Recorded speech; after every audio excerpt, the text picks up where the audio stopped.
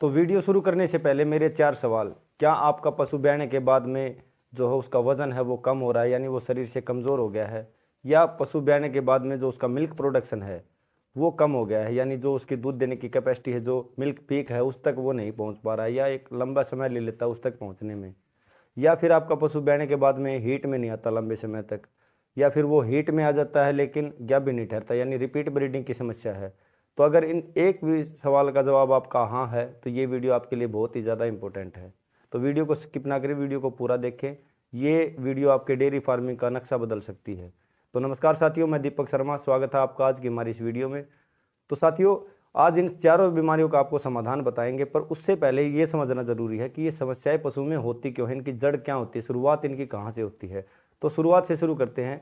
जब पशु की डिलीवरी होती है, तो जैसे ही पशु की डिलीवरी होती है तो उसकी शरीर से बहुत ज़्यादा एनर्जी का लॉस हो जाता है, यानी बहुत ज़्यादा एनर्जी उसकी खर्च हो जाती है। और उसके बाद में जो डाइट हम पशु को प्रोवाइड करते हैं, जो डाइट हम पशु को देते हैं, उससे उसके जो शरीर में जितने न्यूट्रिशन है उसकी पूर्ति उसके शरीर में नहीं हो पाती है, जिसकी वजह से क्या होता है कि उसका जो वज़न है वो अर्ली लैक्टेशन में, यानी जो ब्याने के बाद जो शुरुआती समय होता है उसमें एकदम से पशु का जो वज़न है वो आपने देखा होगा कम होने लग जाता है। क्योंकि पशु का शुरुआती समय जो होता है डिलीवरी के बाद का, उसमें क्या होता है कि मिल्क प्रोडक्शन है वो भी एकदम से बढ़ने लगता है। तो जब मिल्क प्रोडक्शन बढ़ेगा और साथ ही में जो उसके न्यूट्रिशन की कमी है वो उसके डाइट में हो जाएगी, और उसका एनर्जी का लॉस पहले ही हो चुका है। तो इसका सीधा असर पड़ता है पशु की मिल्क पीक तक, यानी जो उसकी दूध देने की क्षमता है वो उतना दूध नहीं देता है, यानी उससे कम दूध देता है, या फिर धीरे धीरे दूध को बढ़ाता है और एक लंबे समय के बाद में मिल्क पीक तक पहुँचता है। तो अब पशु की एनर्जी लॉस हो चुकी है, उसका वजन है वो भी कम हो गया, यानी वो शरीर से कमज़ोर हो गया है, साथ ही में जो इसका मिल्क प्रोडक्शन है वो भी कम हो गया है। तो इनका असर सीधा ओवरी, जो पशु की ओवरीज होती हैं उसकी एक्टिविटी जो है वो भी कम होने लगती है।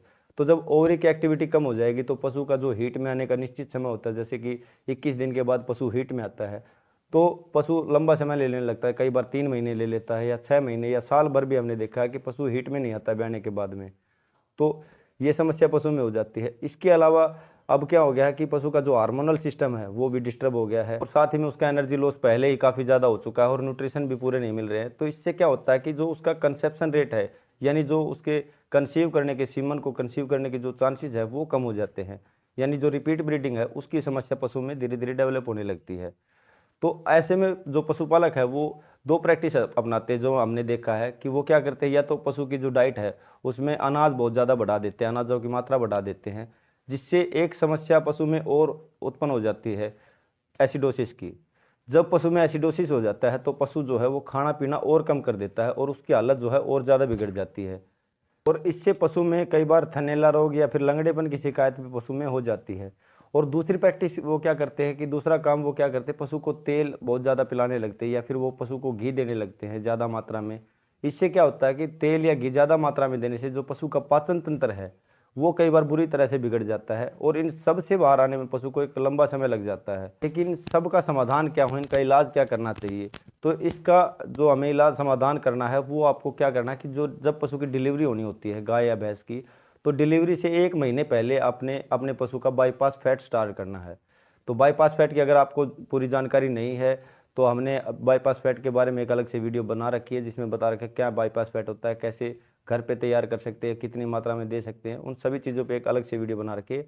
आप वो वीडियो ज़रूर देख लें अगर आपने नहीं देखी है तो। ब्याने से पहले आपने बाईपास फैट शुरू करना अपने पशु का।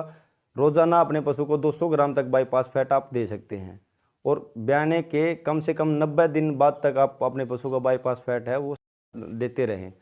इसके साथ में आपको एक काम और करना है, अपने पशु का मिनरल मिक्सचर और स्टार्ट करना है।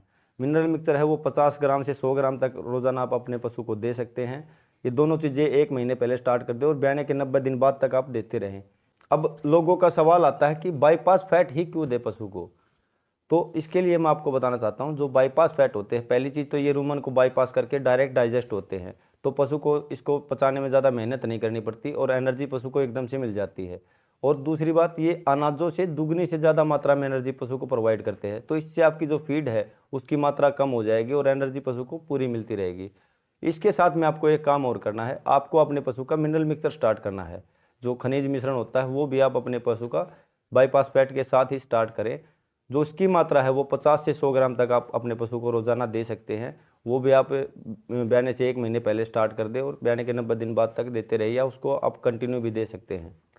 तो ये 2 चीज़ें आपको करनी है। इससे आपके जो पशु में ये चारों समस्याएं हैं ये बिल्कुल जड़ से ख़त्म हो जाएंगी और आप अपना डेयरी फार्म जो है वो अच्छा और सफल डेयरी फार्म बना सकते हैं।